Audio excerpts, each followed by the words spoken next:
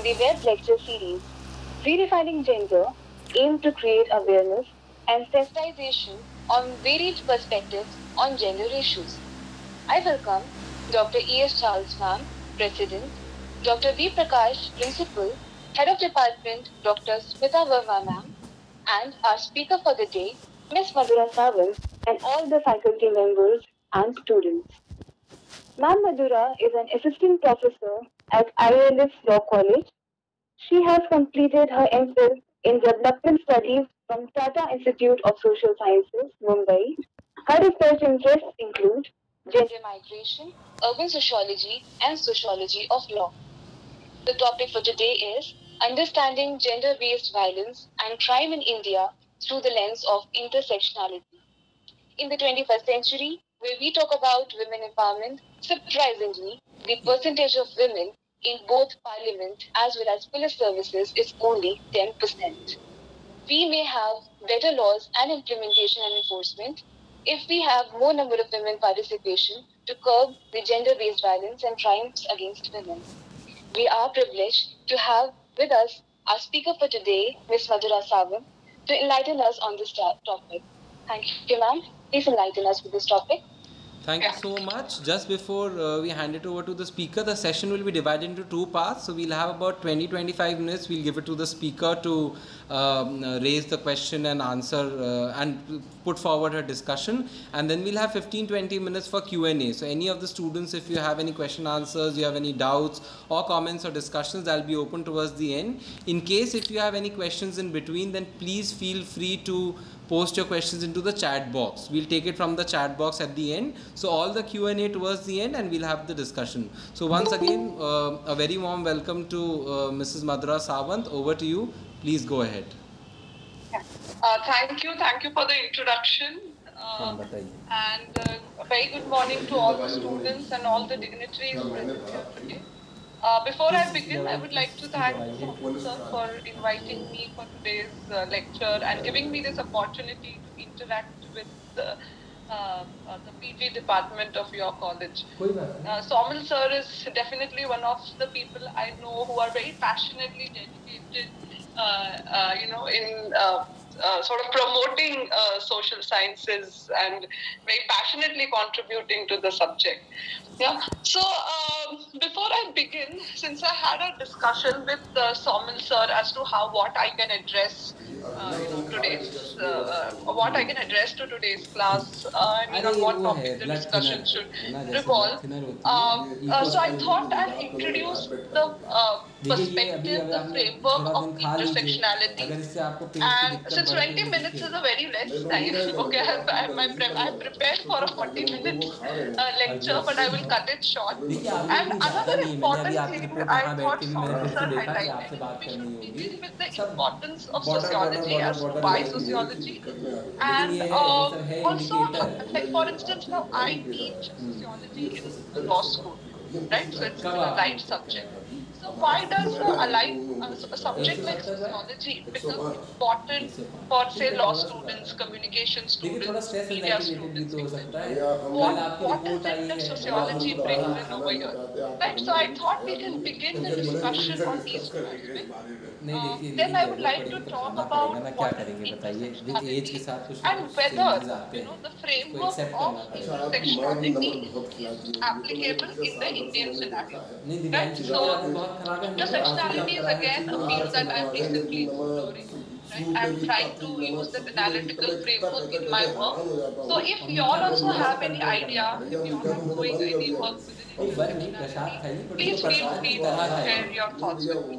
Okay. The other thing is, if you don't agree with me in the course of this lecture, if you have a different perspective, stop me there and there, ask a question, I'm fine with it. Okay, I mean, you don't need to wait and write something in the chat box. You can always stop and ask me any question, any concern that you have. Right? Now, let's begin with this very primary yet very fundamental question of why sociology. Right? And I think sociology is important. It is as what CW wills. I'm sure you all must have discussed wills. talks about now sociological imagination. Like now, if you see the entire discipline of social sciences, right? And within social sciences, you have specific disciplines like say economics, you have political science, you have history, and all these subjects, whether it's economics, whether it's political science, whether it's history, study certain specific aspects of society. All the subjects within social sciences, what is social sciences? It is the study of the society, right? All the subjects within social sciences are trying to understand society, but all these other subjects, say whether it's science, whether it's economics, history, are studying certain specific aspects of the society. But with sociology, it is not the case. Sociology, that's why we call it as a synthesizing discipline, right? It borrows from all the disciplines that aspect and it studies, right? So sociology, the focus of sociology is not one narrow society. This is something very crucial to understand, right? Now let's go what Mills calls as sociological imagination. And amongst all the subjects, it is only within social sciences, it is only sociology that helps you develop this sociological imagination. Right now, what is sociological imagination? It is nothing but trying to think or understand, comprehend, right? Certain daily mundane activities which may seem obvious to it, but the ability, what would you say, the zeal to be able to think beyond these, certain activities that we think of as very, certain mundane activities which are part of our daily routine, etc. So let's take a very simple example of drinking a coffee. It's a mundane activity. I might be sitting with my coffee, just got over, but whether most of the lectures I sit with a cup of coffee, a very mundane act. We don't really put in much of a thought as to very simple act like drinking coffee. But what C.W. Mills says, a very important aspect of sociology is the sociological imagination, that it trains you to think beyond the mundane, right? Now, with the simple act of drinking coffee, you can raise multiple questions. Say questions like, what does it signify that I'm able to have, say, if I'm drinking a coffee from, say, a cafe coffee day or Starbucks, right? What does it mean that I'm able to have a simple, what does it talk about my social status that I'm able to have a, say, a coffee from Starbucks? And where does this coffee come from? Where does Starbucks manufacture its, processes its coffees? Where are its coffee plantations? Right? Are there maybe a more rigorous research would take me to some coffee plantation in some village in South Africa where Starbucks is not really aligning with the human rights issues of the coffee plantation workers. Right? So what I'm trying to highlight over here is a mundane act like drinking a coffee. Right? For a sociologist, that may not just be a mundane act, but for a sociologist, the crux lies in deconstructing that mundane act, right? And things which may appear very obvious to the naked eye go beyond those possibilities. So a simple mundane act, drinking a coffee from Starbucks, and from a sociological perspective, a sociological analysis can raise or take you to the issues of which maybe are not complied by Starbucks in certain small. Right? So just to give an example. Right? So one of the very important aspects that sociology helps, right, sociology builds in is the sociological imagination. Now, the second one, to see the subject of sociology. We are all PG students, so I'm sure you all must have had this discussion at some point.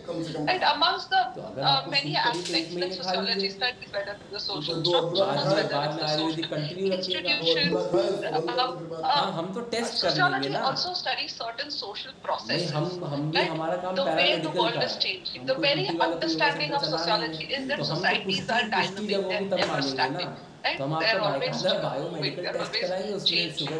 And now again, the discipline of sociology, it's a sole discipline, it's a very specific discipline. It's a discipline which specifically studies certain social processes. Right? It explains the multiple forms of power and inequality in the world today, and how these multiple axes of forms of power and inequality affect our life. No other discipline studies social processes in such detail as sociology does, or no other discipline studies power and inequality in depth in comparison to sociology. And most importantly, what I feel is a person who is trained in sociology develops this critical lens to understand and perceive the society, to make sense of the society.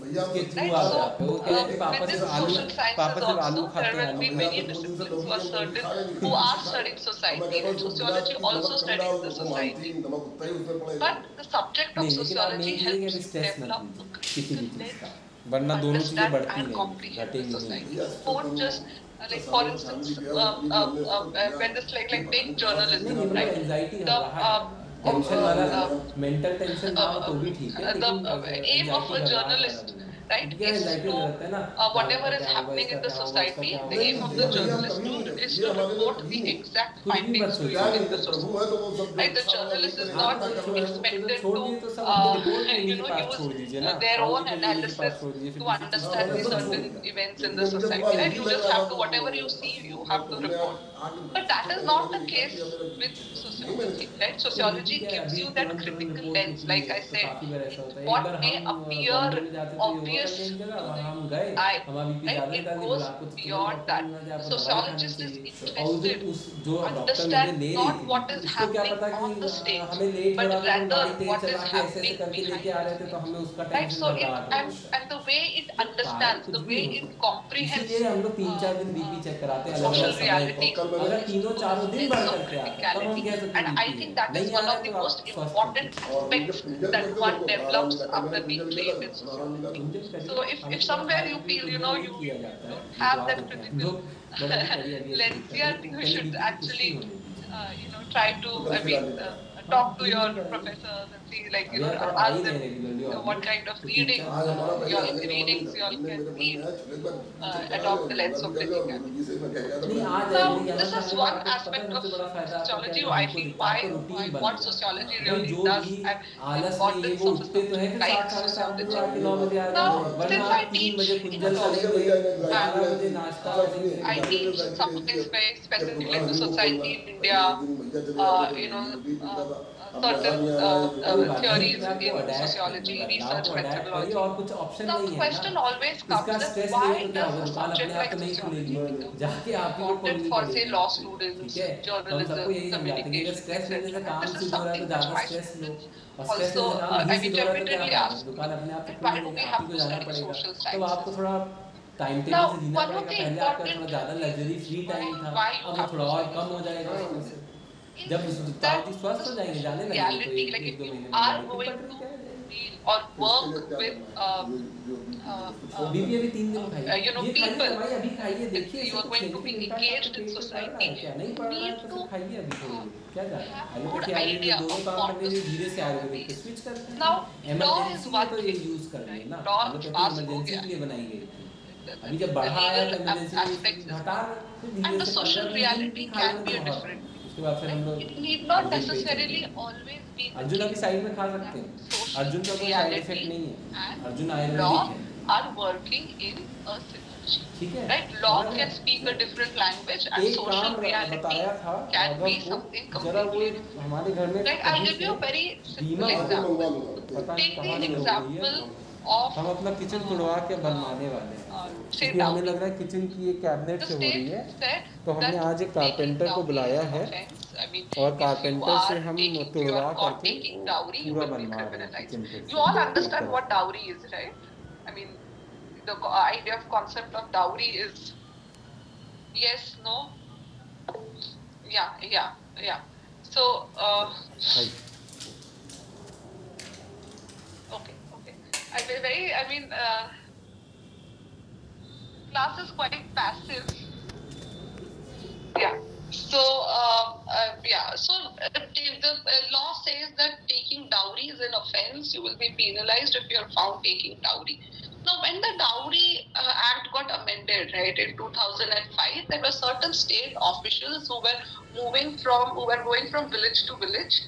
This happened specifically in the state of Maharashtra, and they were sort of advocating people about dowry and how you may be penalized, if you have taken dowry, and what are the repercussions that people are going to face.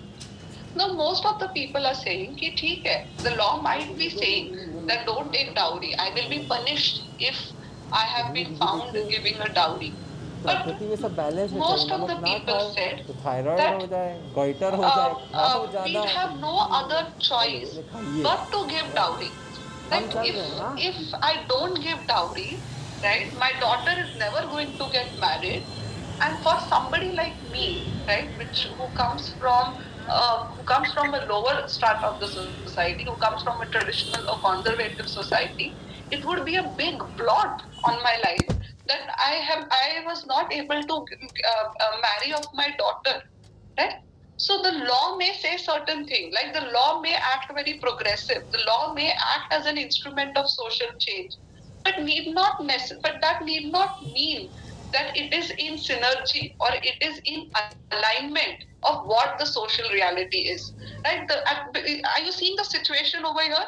On one side, the law is saying that taking dowry is an offense, that you will be penalized if you are caught taking dowry. On the other hand, people who are saying that if I don't, the law is saying that it will be penalized. But on the other hand, the social reality is that if I don't give dowry, my daughter would probably never get married. Right? So what the law is saying and what the social reality is saying is not in synergy over here.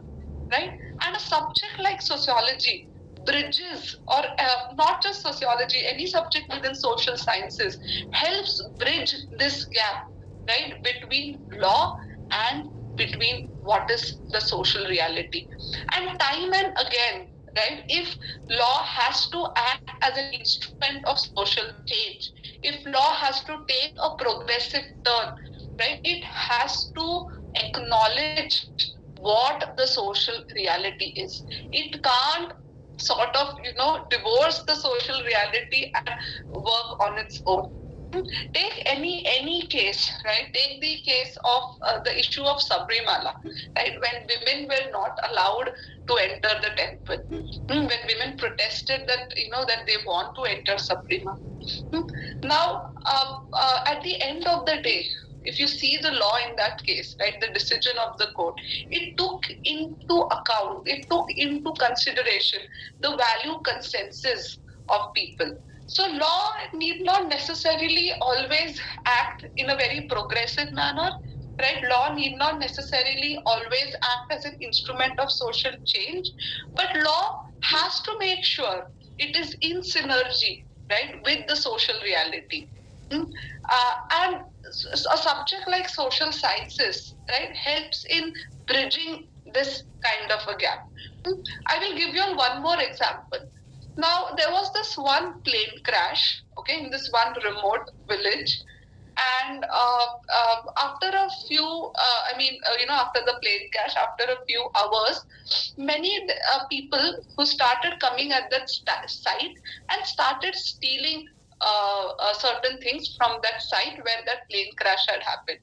When everybody said, the journalists started reporting and saying that, oh, look, now there is theft happening at the site where the plane has crashed. So many people have died. Right? People were saying, oh my God, what is this? This is like a blot on humanity. How can people, think of doing that also?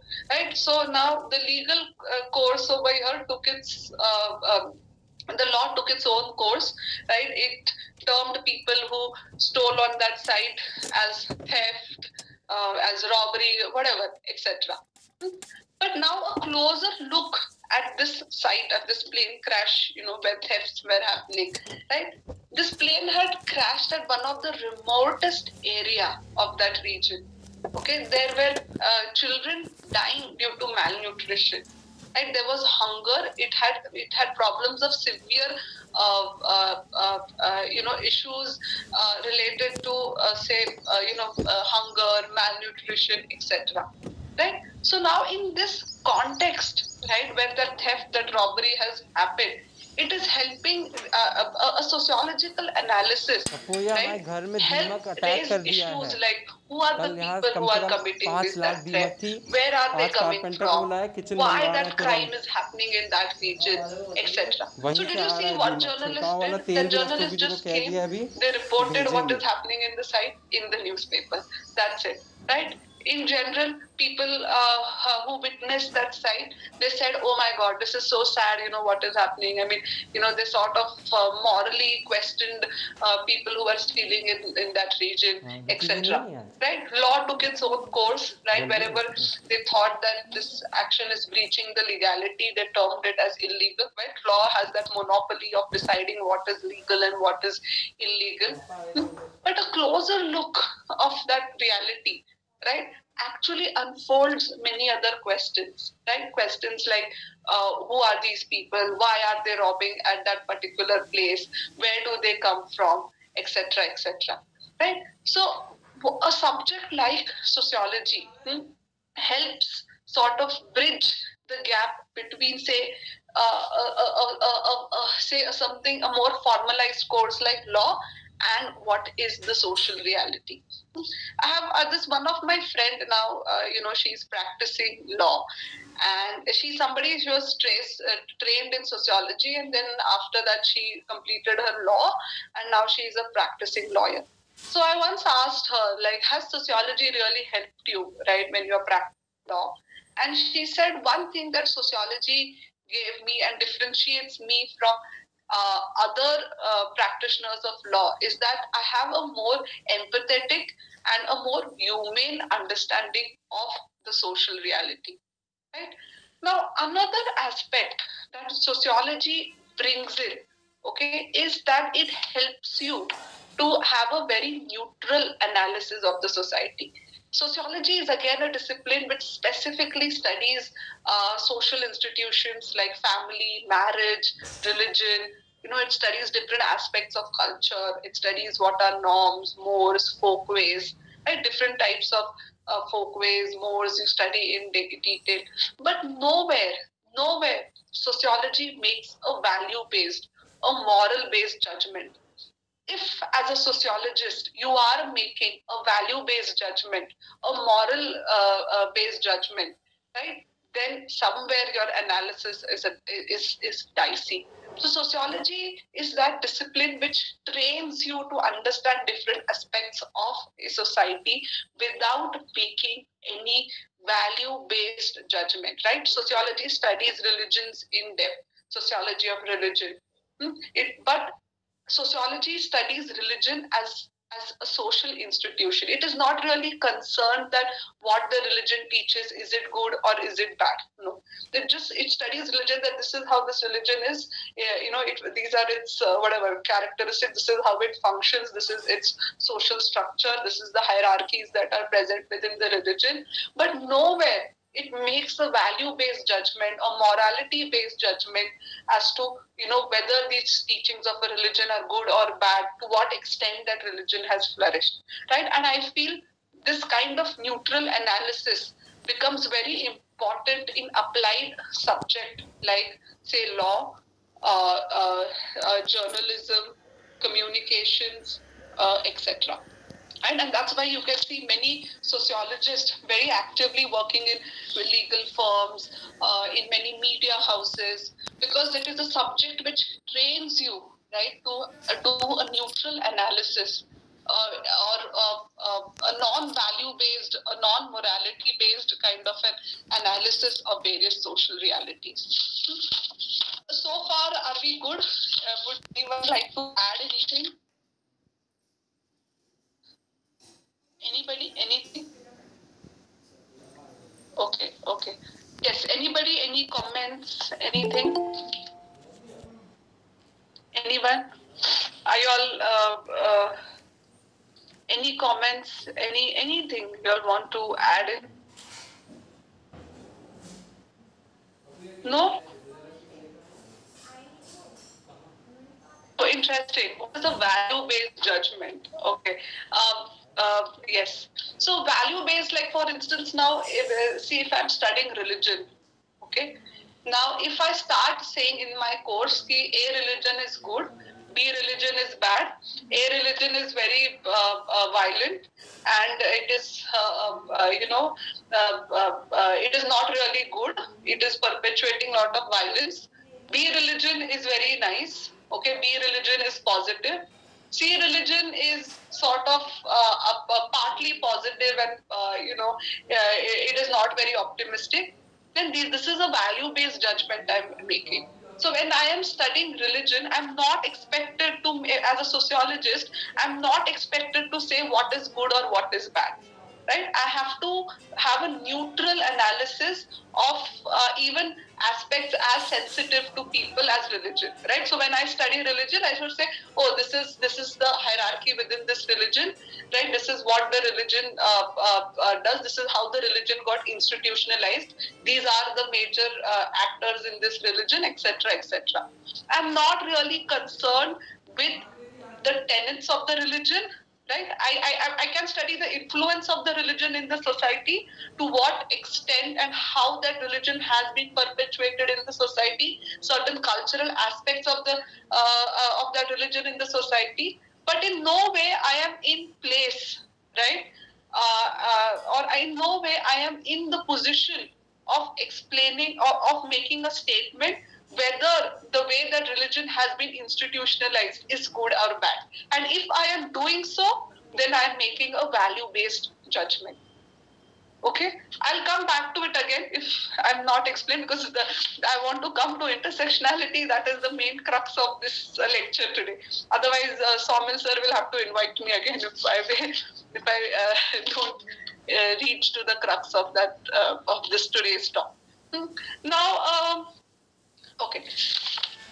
Now, before we start talking about intersectionality, I want to, since when I say that we are going to understand gender-based violence or gender-based crime from the lens of intersectionality, it means that the discussion is going to revolve around certain social structures of our society, right? We are going to talk about caste, class, and gender.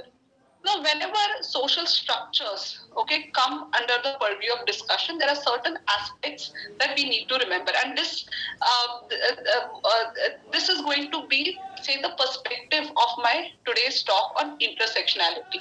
So, when you talk about intersectionality, like I said, we are going to be discussing around caste, class, and gender, and how it affects gender-based violence and crime.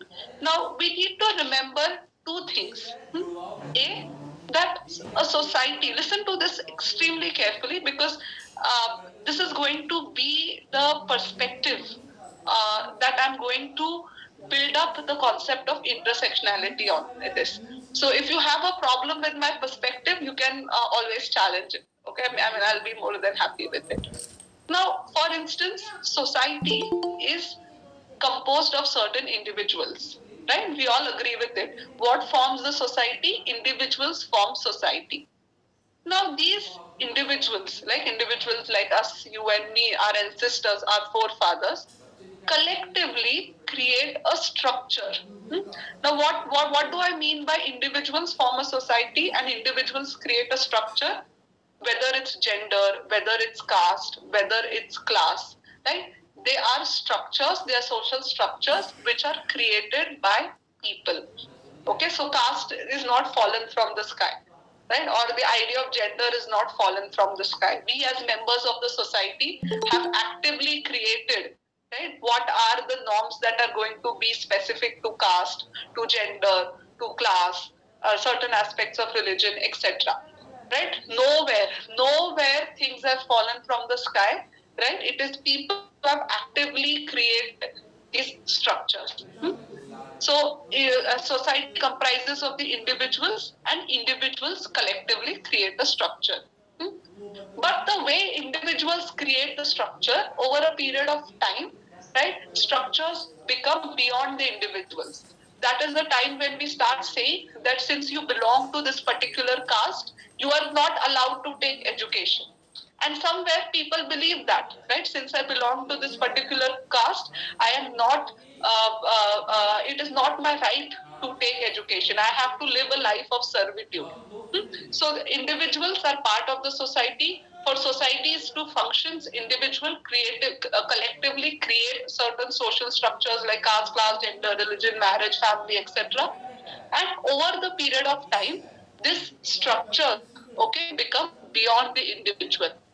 Now, eventually, people are born into these structures. So your social identity will revolve around which structure you are born into. Right now, caste, class, gender, and since this is a sociology group, I'm not going to go into detail as to what do you mean by gender, caste. I mean, that's implied that you all know what it is. So eventually, persons, the structures get a ascribed status, right? In order to belong to a particular, social structure, you have to, a particular social status, you have to be born in that particular, say, gender, caste, or class.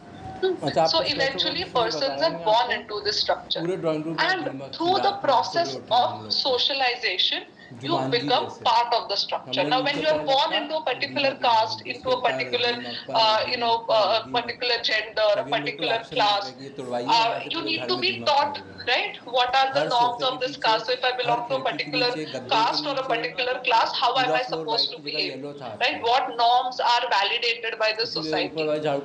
So, through the process of socialization, you internalize the norms of the structure that you are born into. Now, since these structures are not, like I said, fallen by the sky from the sky, people actively create their own structures, right?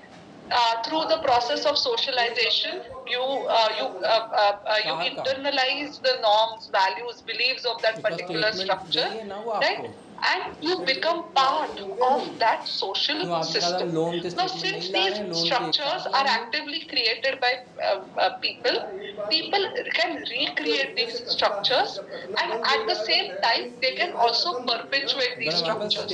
But most importantly, people should also have the right to change. There is something which is you find very regressive, okay, in a particular structure, in a say certain religion, you should be able to change it. You should be able to challenge it. Why? Because ultimately, people, it is individuals who have created those social. So always remember what these few statements that I made. So the second aspect is that we need to stop thinking in binaries. Now, because this is A situation is black, B situation becomes white. Right? Now, this is traditionally most of the sociologists have used this kind of method to understand the society, a binary understanding. But I think that is an understanding which we need to leave behind. Right?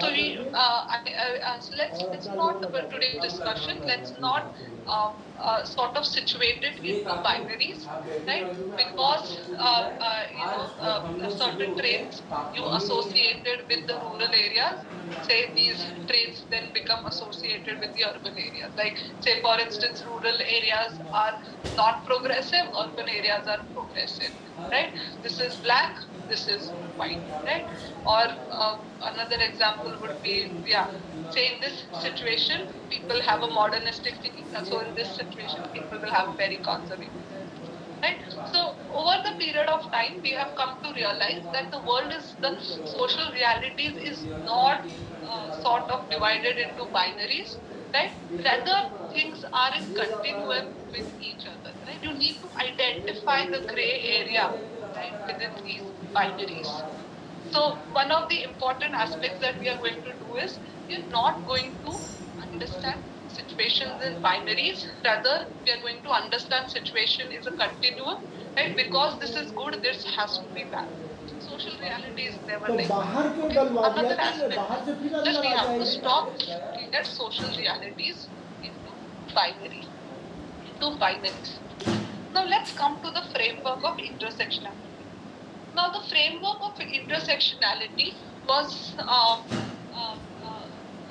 introduced by Kimberly Crenshaw. Okay, she is an African American theorist, and she's a legal practitioner. She is a professor at University of Columbia, and she theorized intersectionality as a concept in 1989 in an article titled "Demarginalizing the Intersection of Race and Sex."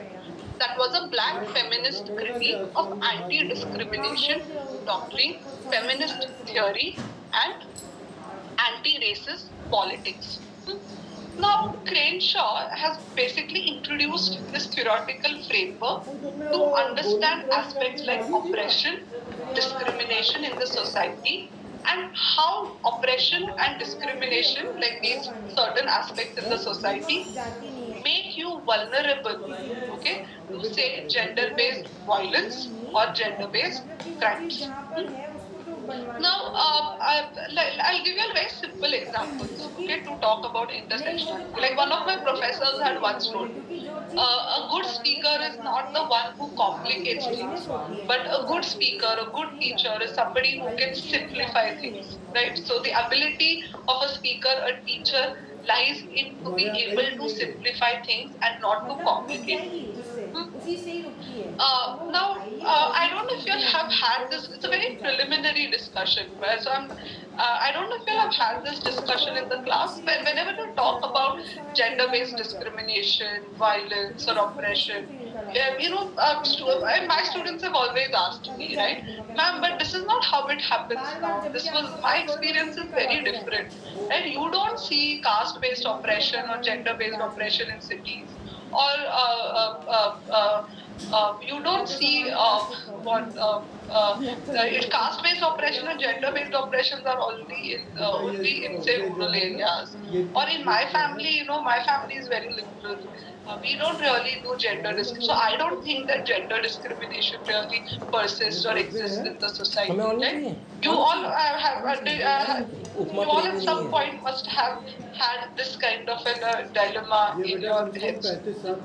Now, Crenshaw addresses exactly this issue.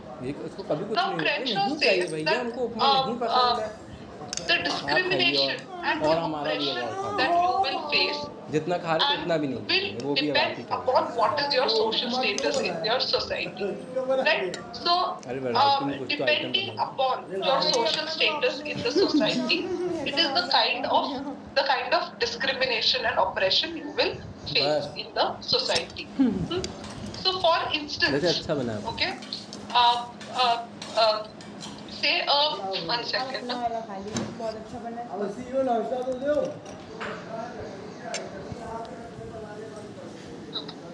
So now, for instance, he says that who is the one who is most oppressed and most discriminated in the society. Now, if you apply the framework of Crenshaw, okay, to the Indian context, right? Crenshaw will say that a disabled, queer, Dalit woman would be the most oppressed and most discriminated in the society. Can anybody guess why? Have you all understood my question?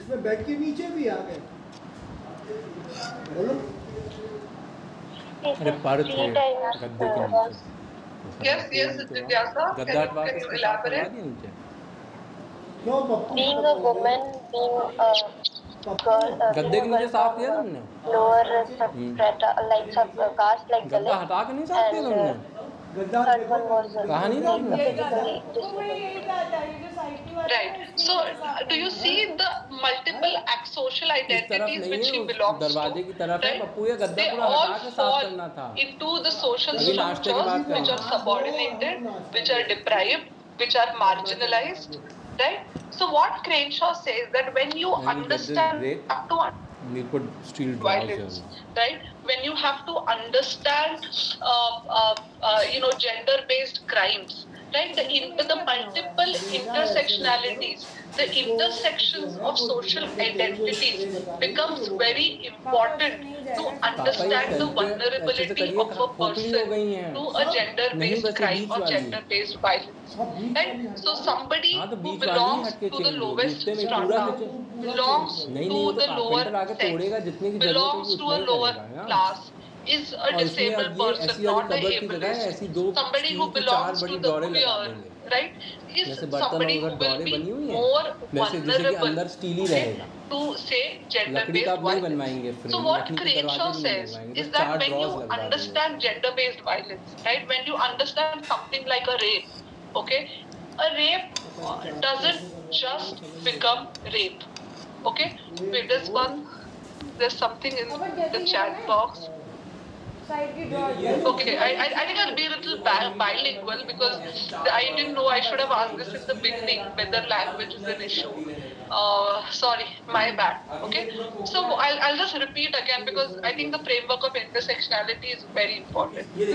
So Crenshaw का क्या कहना है? Crenshaw is an African American professor at University of Columbia और उन्होंने intersectionality की concept introduce की थी. तो Crenshaw का क्या कहना है कि gender based violence होता है, gender based crime होता है, right? So you can't just see it as a crime or you can't just understand it as a violence in isolation. But every person, right, belongs to multiple axes of social identity. And ये जो social identity, अलग-अलग social identities हैं हमारे, that will determine कि how vulnerable है आप to that particular violence or to that particular crime. So according to Crenshaw, okay, so if you belong to say a queer, if you are a queer, right, if you are somebody who belongs to the lower caste, if you are somebody who is disabled, right, you will be somebody who will be more vulnerable to say discrimination and to oppression. So when you understand, जब भी आप crime के बारे में देखते हैं, जब भी आप gender based violence के बारे में बात करते हैं, जब भी आप women and violence के बारे में बात करते हैं, तो experiences of all women towards gender-based violence, towards gender-based crimes is going to be very different, right? It will be dependent on the multiple axes of social identities in which you fall under. So if you are a Dalit woman, if you are a queer woman, if you are a disabled woman, you will be, the propensity of the crime you will, or the vulnerability of the gendered violence you will be exposed to will be more than say a upper caste ableist body man. Are you all getting what I'm trying to say? So that is why I say if you understand, if you use the framework of intersectionality to understand the situation of Hathras, the rape case that happened in Hathras, right? The social identity of that woman becomes very crucial over here. That woman belonged to, she was a woman, she belonged to the Dalit community, right? And that is why she was more vulnerable, okay, to say that act of gendered violence, right? So for Crenshaw, when you see gendered violence, right, in the case of say one of the forms of gendered violence is rape, rape doesn't become rape, right? Within the perspective of intersectionality, the social identities of the victims play a very important role in understanding their vulnerability towards that crime. Now, so far, why I feel that the perspective of intersectionality becomes very important in criminology and understanding gender-based violence is because criminology, in all its guises, have so far ignored the marginalized to a large extent. And there have been certain theories like strain theory, which talks about social structures within society and how it pressures citizens to commit crime, etc. But as such, the issues of women have been largely ignored, or say marginalized section has been largely ignored. The construction, the production, and the dissemination of criminological knowledge or gender-based violence have been dominated by men and men's discourse. Right? For instance, women often get noted and viewed through the eyes of comments and reflection of men within the discourse of specifically criminology. Right? Somebody, I think a student of mine had pointed out once to me that, ma'am, if you have seen criminology, right, and if you see, and if you're finding a lawyer who is specifically working in criminology, you will mostly find upper caste men who are dealing with criminology. Right? There are very or who are active legal practitioners within criminology. Right? There are very few Dalit women, queer people, non-ableist people who are practicing their legal career within criminology. Right? So do you see the kind of dominance the males have within criminology? And that is why I feel a lens, a framework like intersectionality becomes extremely important to understand something like a gender-based violence and a gender-based crimes. Right? And since in the Indian context, the concept of intersectionality has been utilized by many feminists, anti-caste, disabled rights, queer rights scholars, activists, and organizations. Just quickly, I'll summarize what is it, theoretically summarize what is intersectionality. So, intersectionality basically discusses the social stratification. Social stratification meaning some structured form of social inequalities. That inequalities which are not formed because of the purview of how able you are, right, but because of inherently certain social structures that are present in the society. And hierarchy stemming from the presence of various identity axes. An identity axis can be described within the understanding of intersectionality as an imaginary line with everybody located on certain points at that axis and sharing certain common characteristics. Now, according to the theory of intersectionality, some identity axes are perceived by the prevailing social construction as axis of oppression and axis of domination. Now, those positioned on the axis of domination, but obvious, are the ones who are privileged. So, for instance, if you are somebody who is an upper caste, who is an able-bodied male, then obviously you will be placed on the axis of domination and you may enjoy more privileges than, say, the other. Whereas the one positioned on the axis of oppression often become more vulnerable to instances of discrimination and oppression. So, for instance, if you are, again, like I'm repeating, if you are a queer, right, if you are a non-ableist person, right, you are more likely to face discrimination and oppression. Now, the way these axes intersect, right, they create complex and multi-dimensional identities. And these multi-dimensional identities makes a person more vulnerable to gender-based violence. So what I want you all to take away from this lecture today, and since Soman sir told me that you all have a module on crime and violence, on gender and violence in your module, whenever you are discussing gender and violence, that module of gender and violence, try to see it through the framework of intersectionality. You can't understand gender-based violence or crime without not taking into consideration, like what I mentioned, the multiple axes of your social identities, and how when they intersect, how they create complex and multi-dimensional social identities which determine your one's vulnerability to oppression and discrimination. And if you are somebody who is high on the vulnerability of oppression and discrimination, it becomes you are more what would you say? You are more vulnerable, okay, to say a act of gender-based violence. So a rape is never a rape. Any act of gender-based violence, your social identities do play a very crucial role in understanding, and your social identity is never one. It's what would you say? It's